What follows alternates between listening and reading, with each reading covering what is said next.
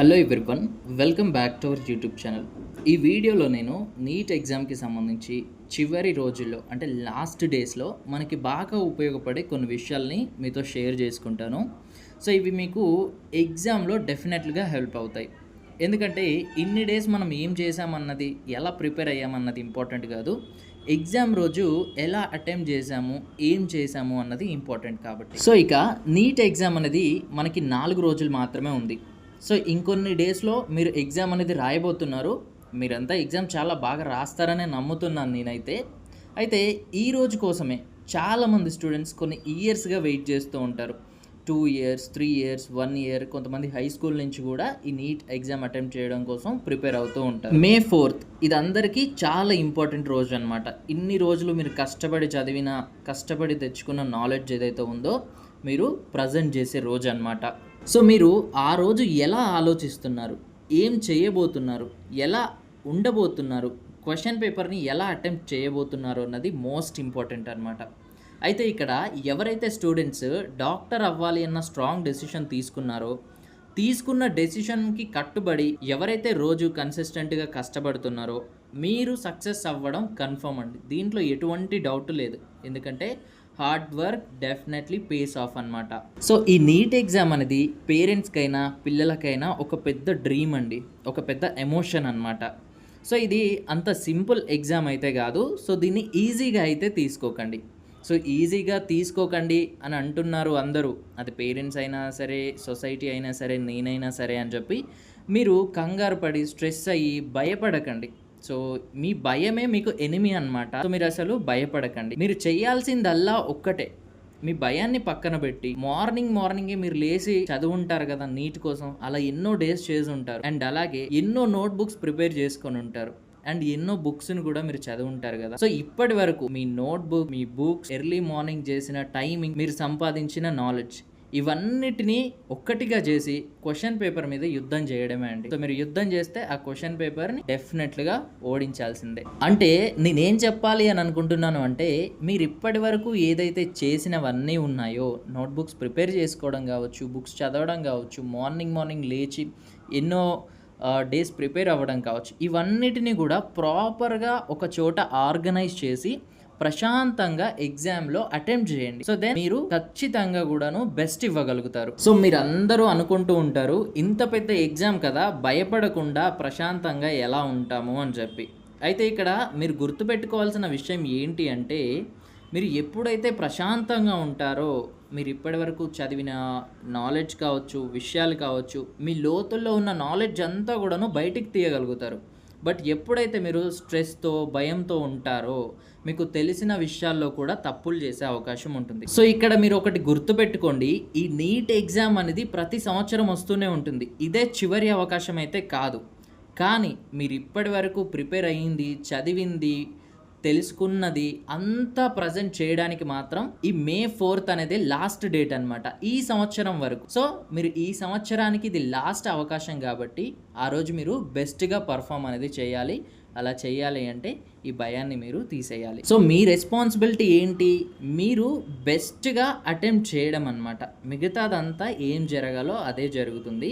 But ఒకటి మాత్రం గుర్తుపెట్టుకోండి, ఎవరైతే కన్సిస్టెంట్గా ఉంటారో వారికి వచ్చే సక్సెస్ని ఆపడం ఎవ్వరి వల్ల కాదు.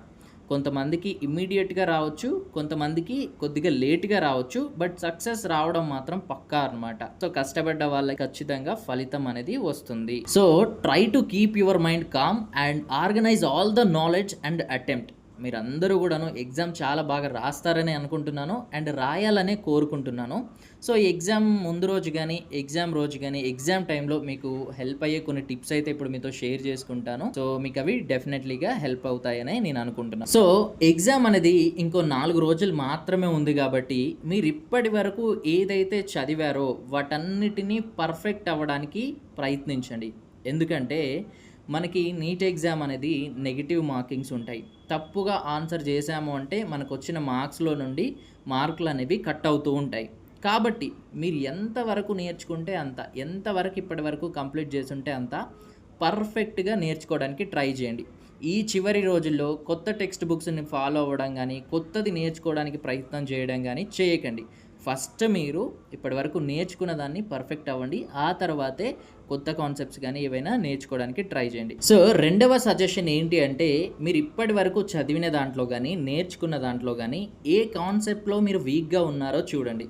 సో దాన్ని పర్ఫెక్ట్ అవ్వడానికి ట్రై చేయండి. అండ్ సో మూడవ సజెషన్ ఏంటి అంటే, దీన్ని చాలామంది స్టూడెంట్స్ నెగ్లెక్ట్ చేస్తూ ఉంటారు.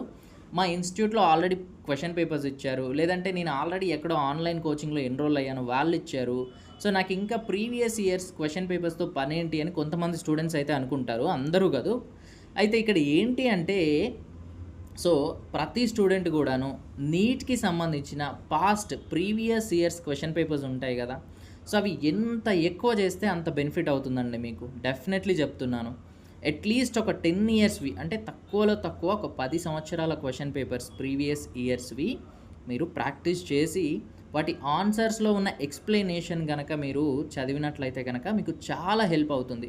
సో దీనివల్ల ఏమవుతుందంటే, ఎన్టీఏ వాళ్ళు కానీ ఈ నీట్ ఎగ్జామ్ కండక్ట్ చేసే వాళ్ళు కానీ మనకి క్వశ్చన్స్ ఏ విధంగా అడుగుతున్నారు, ఆప్షన్స్ ఏ విధంగా ఇస్తున్నారు, దాంట్లో రాంగ్ ఆప్షన్ వచ్చినప్పుడు మనకి ఏ విధంగా ఉంటుంది అనేది ఒక ఐడియా అనేది వస్తుంది. ఇది డెఫినెట్లీ ఎగ్జామ్లో మనకి హెల్ప్ అవుతుంది అనమాట. సో ఇక రేపు ఎగ్జామ్ అన్న రోజు మీరు సరిపడా నిద్రపోవాలండి. సో నిద్రపోకుండా నైట్ అంతా చదివినా, స్ట్రెస్గా ఫీల్ అయినా, మీరు ఇప్పటి వరకు నేర్చుకున్నదంతా కూడాను కంప్లీట్గా మీరు ప్రజెంట్ చేయలేరనమాట. ఎనఫ్ స్లీప్ అనేది మస్ట్ అండ్ షుడ్ అనమాట. మీరు దీన్ని అస్సలు నెగ్లెక్ట్ చేయకండి. సరిపడా నిద్రపోండి ఎగ్జామ్ ముందు రోజు. సో ఇక నెక్స్ట్ సజెషన్ వచ్చేసి ఏంటి అంటే, ఎగ్జామ్ రోజు మనకి హెవీ ట్రాఫిక్ ఉండొచ్చు, రోడ్డు డైవర్ట్స్ ఉండొచ్చు, లేకపోతే ఇంకా ఏదైనా ట్రబుల్స్ ఉండొచ్చు. కాబట్టి పేరెంట్ కానీ గార్డియన్ కానీ 1 డే బిఫోరే ఎగ్జామ్ సెంటర్కి రీచ్ అయ్యి అక్కడ ఏ విధంగా ఉంది ఎన్విరాన్మెంట్ అనేది చెక్ చేసి వచ్చేసేయండి. అండ్ అలాగే ఎగ్జామ్ రోజు ఎంత వీలైతే అంత తొందరగా, అంటే అంత ముందే ఎగ్జామ్ సెంటర్కి రీచ్ అవ్వడానికి ట్రై చేయండి. ఎందుకంటే ఎగ్జామ్ సెంటర్ రోజు మళ్ళీ లేట్ అవ్వడం వల్ల, ఆ లేట్ అవ్వడం వచ్చిన స్ట్రెస్ వల్ల మనం ఎగ్జామ్ ప్రజెంటేషన్ అనేది సరిగా చేయలేకపోవచ్చు. ఇక నెక్స్ట్ థింగ్ వచ్చేసి ఏంటి అంటే, ఫుడ్ అనేది చాలా ఇంపార్టెంట్ అండి. చాలామంది బ్రేక్ఫాస్ట్ కానీ ఫుడ్ కానీ స్కిప్ చేస్తూ ఉంటారు. మీరు ఆ రోజు ఖచ్చితంగా ఫుడ్ అనేది తీసుకోండి. అది కూడా లైట్ ఫుడ్ తీసుకోండి, హెవీ ఫుడ్ అయితే తీసుకోకండి. హెవీ ఫుడ్, ఆయిలీ ఫుడ్ ఇదైతే ఉంటుందో వాటిని స్కిప్ చేయండి. ఎందుకంటే ఫుడ్ అనేది చాలా మెయిన్ ఇంపార్టెంట్ అనమాట. మన బ్రెయిన్ ప్రాపర్గా ఫంక్షన్ అవ్వాలంటే దానికి ఎనర్జీ అనేది కావాలి. సో లైట్ ఫుడ్ అయితే తీసుకోండి. సో ఇకపోతే ఎగ్జామ్ హాల్కి ఎంటర్ అయిన తర్వాత క్వశ్చన్ పేపర్ మనకు వచ్చిన తర్వాత క్వశ్చన్ పేపర్ని చూసి భయపడకండి. ఎందుకంటే మనకి ఎటువంటి క్వశ్చన్ పేపర్ ఇచ్చినా సరే, ఎంత హార్డ్ క్వశ్చన్ పేపర్ ఇచ్చినా, ఎంత ఈజీ క్వశ్చన్ పేపర్ ఇచ్చినా కానీ క్వశ్చన్ పేపర్ని మీరు 3 టైప్స్గా డివైడ్ చేయండి. సో ఆ క్వశ్చన్ పేపర్లో ఏంటి అంటే, మనకి కొన్ని ఈజీ క్వశ్చన్స్ ఉంటాయి, అంటే వాటిని చూడగానే మీరు ఆప్షన్ కూడా చూడక్కర్లేదు, మీకు ఆన్సర్ వచ్చేస్తుంది. డెఫినెట్లీ మీకు ఈజీ క్వశ్చన్స్ ఉంటాయి. మీడియం క్వశ్చన్స్ ఉంటాయి. ఇక్కడ ఏంటంటే మీకు ఆప్షన్స్ చూస్తే కనిపెట్టేయగలుగుతారు, ఇది కూడా మీరు ఈజీగా అటెంప్ట్ చేయొచ్చు.